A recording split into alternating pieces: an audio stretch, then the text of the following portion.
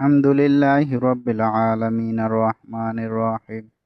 আল্লাহুম্মা সাল্লি ওয়া সাল্লিম আলা নাবিয়িনা মুহাম্মদ সাল্লাল্লাহু আলাইহি ওয়াসাল্লাম।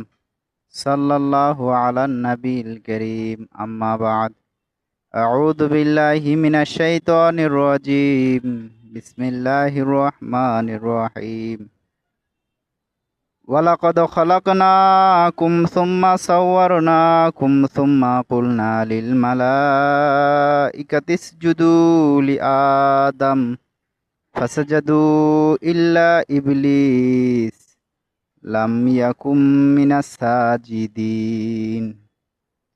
আমি তোমাদেরকে সৃষ্টি করি, অতঃপর তোমাদের আকৃতি দান করি, অতঃপর ফেরেশতাদেরকে আদমকে সেজদা করিতে বলি। ইবলিস ব্যতীত সকলেই সেজদা করিল, সে সেজদাকারীদের অন্তর্ভুক্ত হইল না। ৭ নম্বর সূরা উঁচু প্রাচীর, ১১ নম্বর আয়াত। আল্লাহ তাআলা আমাদেরকে সৃষ্টি করেছেন। ওয়ালাকদ, ওয়া এবং লাকদ, লা মানে অবশ্যই, কদ মানেও অবশ্যই। ওয়ালাকদ আর অবশ্যই অবশ্যই, খলাকনাকুম আমরা তোমাদেরকে সৃষ্টি করেছি। খলাকা তিনি একজন পুরুষ সৃষ্টি করেছেন, না মানে আমরা, কুম মানে তোমাদের। থুম্মা সাওয়ার না কুম অতঃপর তোমাদের সুঠাম করেছি। পুলনা লিল মালাইকাতি, পুলনা আমরা বললাম, লিল মালাইকাতি ফেরেশতাদেরকে, উসজুদু সেজদা করো, লি আদম আদমকে। আমরা আদমকে তোমাদেরকে সৃষ্টি করে আকৃতি দান করলাম এবং ফেরেশতাদেরকে নির্দেশ দিলাম আদমকে সেজদা করো। ফাসাজাদু ইল্লা ইবলিস, তারা সেজদা করলো ইবলিস বাদ দিয়া।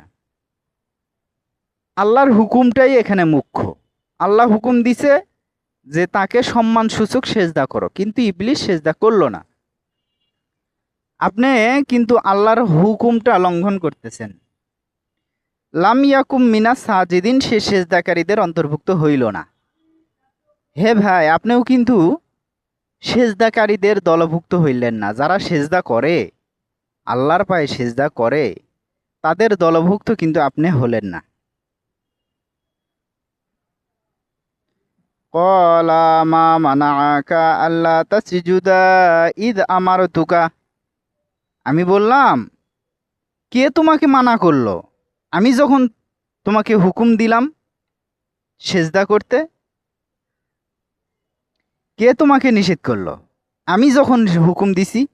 ক্বালা আনা খায়রুম মিনহু, তখন সে বলতেছে আমি তো তার চাইতে ভালো। আল্লাহ, আমি তো আদমের চাইতে উত্তম। খালাকাতানি মিনান নারি ওয়া খালাকাতাহু মিন তিন, আপনি আমাকে বানাইছেন মাটি আগুন দিয়া, আর আদমকে তৈরি করেছেন আপনি পচা মাটি দিয়া।